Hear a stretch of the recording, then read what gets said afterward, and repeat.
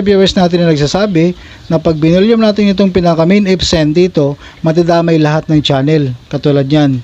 Ito kasing pinaka main Epson na to, idol na volume. Ito yung para mag-function yung pinaka reverb ng ating mixer dito. So bawat channel yan, idol, mayroon siyang Epson din, ano. Hanggat hindi naka-volume yan, hindi madadama yung ating music. Halimbawa, kung nandito tayo nag-input ng ating music sa channel 1, yung pinaka Epson nito nakababa.